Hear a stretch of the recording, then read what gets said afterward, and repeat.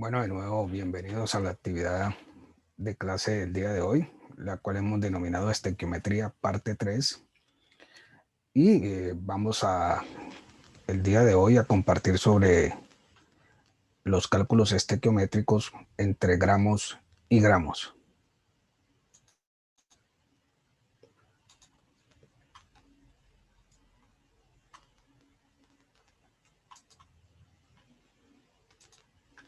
Bueno, en ese orden de ideas, entonces vamos a entrar en materia con la siguiente solución. En el ejemplo número 3, entonces nos establecen el siguiente problema. ¿Cuántos gramos de ácido sulfúrico reaccionan con 90,65 gramos de hidróxido de potasio según la siguiente reacción?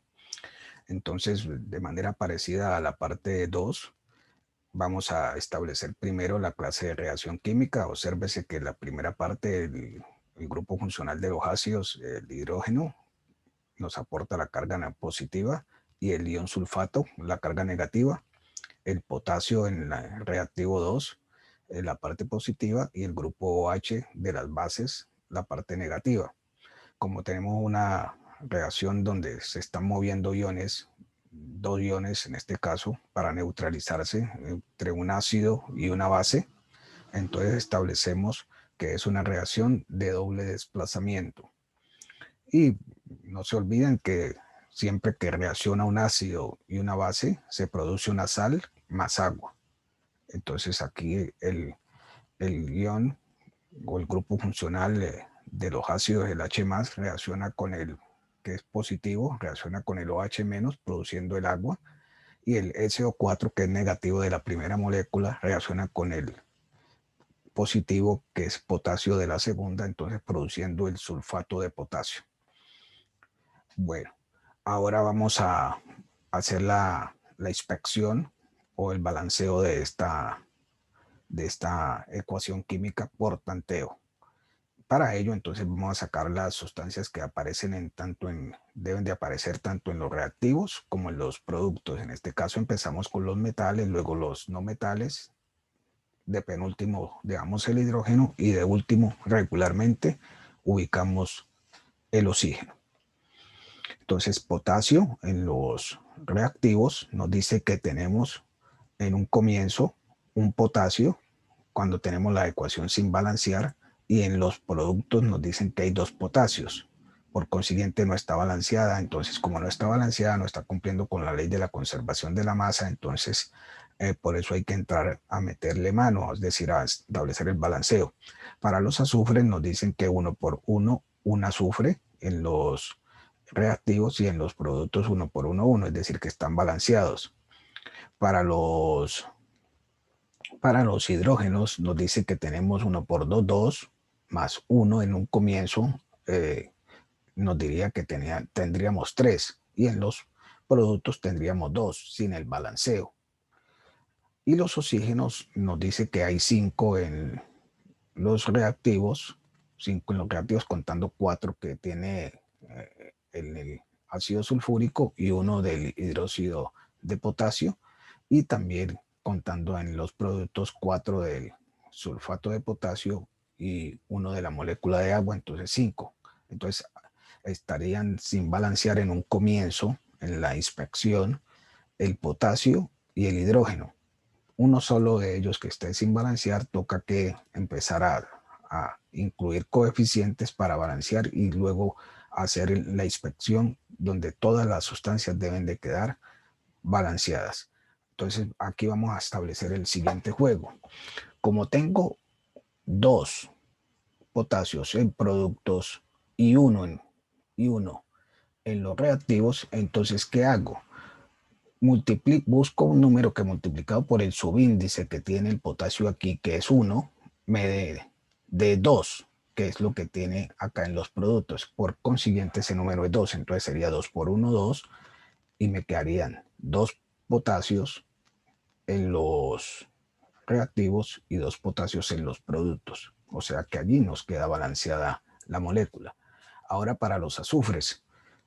Los azufres, hago la inspección y me queda 1 por 1, 1, sigue estableciéndose 1 y 1 por 1, 1. No he metido mano en donde están los azufres hasta el momento, están balanceados.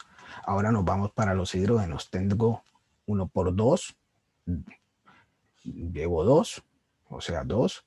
Y como ubiqué un 2 delante de la fórmula donde está el hidróxido de potasio que aparece un hidrógeno, entonces multiplico ese 2 por el subíndice del hidrógeno que aparece acá, que es 1, entonces me diría 2 por 1, 2. Entonces los debo de sumar porque están al mismo lado en este caso de los reactivos, o sea, antes de la flecha. Entonces serían 2 más 2 para el hidrógeno serían 4 en los reactivos. Y en los productos vamos a ver, en los productos tendrían un comienzo 2, entonces debo de ubicar un número que multiplicado por ese subíndice 2 me dé 4, entonces es obviamente el 2 porque 2 por 2, 4. Entonces allí me quedan balanceados los hidrógenos porque me quedarían 4 en los reactivos, 4 en los reactivos sumando los que están tanto en el ácido sulfúrico como en el hidróxido de potasio, y ahora 4 en los productos al hacer la operación con los hidrógenos que están haciendo parte del agua.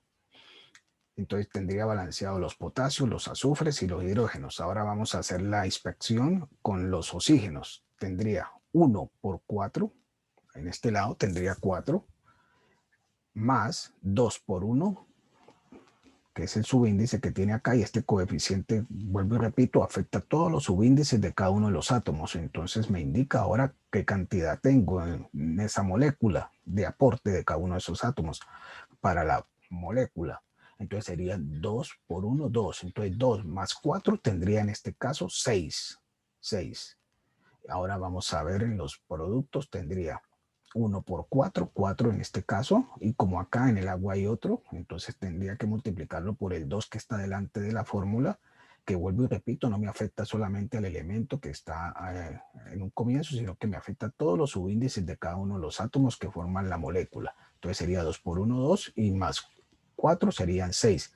Es decir, que aquí, al ubicar este 2 como coeficiente en el hidróxido de potasio, y este 2 como coeficiente en la molécula de agua, me quedan balanceados todos los átomos. Ahora viene la siguiente situación. Ya una vez balanceada la molécula, la ecuación química, voy a pasar a hacer la lectura para entrar a solucionar el problema. Entonces me dicen cuántos gramos de ácido sulfúrico. Obsérvese que los coloco aquí, preguntan cuántos gramos de ácido sulfúrico.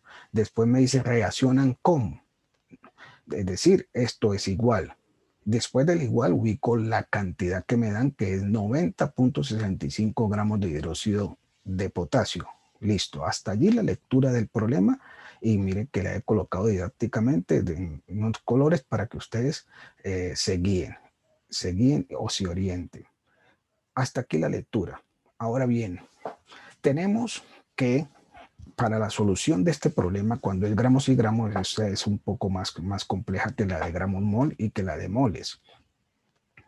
Y es muy importante tenerla en cuenta para la solución de situaciones venideras. Como necesito cancelar estos gramos de hidróxido de potasio, yo voy a hacerlo de la siguiente manera. Voy a hallar el peso molecular del hidróxido de potasio, que ya habíamos dicho en la sesión anterior que es para un mol de esa misma sustancia de hidróxido de potasio. Entonces, para ello desgloso la molécula de hidróxido de potasio, voy a hallar su peso molecular o masa molecular, que significa lo mismo. Desgloso la molécula en los elementos que la constituyen: potasio, hidrógeno y oxígeno. Y miro qué cantidad hay en este caso de potasio. Empiezo el problema con el potasio. Con el subíndice me indica la cantidad de átomos que hay. Entonces hay 1. Cuando no hay ningún número, asumimos que es 1. Lo multiplico por el peso atómico, que lo determino en la tabla periódica, la cual me establece que es 39.1 gramos. Ahí no nos dicen gramos, sino que nosotros le debemos de colocar esa respectiva unidad. Entonces 1 por 39.1 nos daría 39.1 gramos.